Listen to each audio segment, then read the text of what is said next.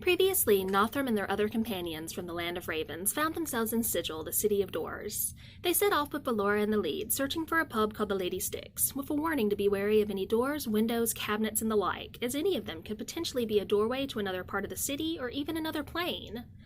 After a short detour for the newlyweds to get a pair of soul rings for each other, the group was able to get directions to the pub that they were looking for, which is when Aerith noticed the pet store.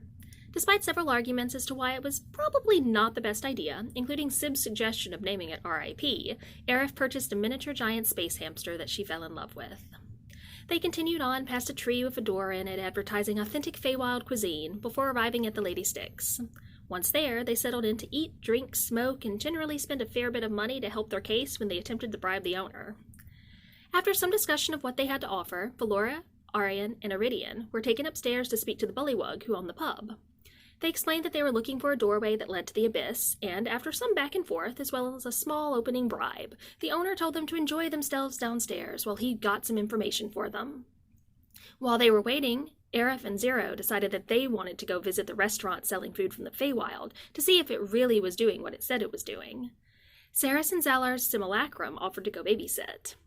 After some spying that convinced them it really did sell food from the Feywild, Zero bought some for Aerith before they headed back to rejoin the others. The pub's owner eventually returned and told Valora, Arian, and Iridian that he knew of a roaming door that led to the abyss. While it popped in and out, he knew where it was just then. Arian and Iridian tried to haggle a bit, at which point Valora dumped some gold and items on the table before immediately heading out. They followed the directions given to them, which led them to a portal in the ground. The group tied themselves to each other before jumping through. On the other side of the portal, they found themselves surrounded by ice. Valora told them that they either needed to find the river, which would be slower but a more sure path, or they needed to find a portal and hope for the best when it came to where it led out. While the others were talking, Iridian settled down to try scrying on Ember.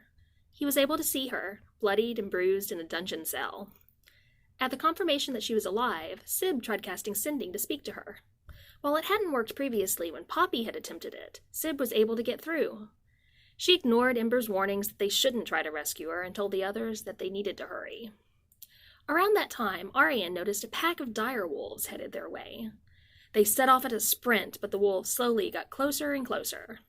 Once they were within 100 feet from the group, the two Zalars turned and started shooting firebolts at the wolves.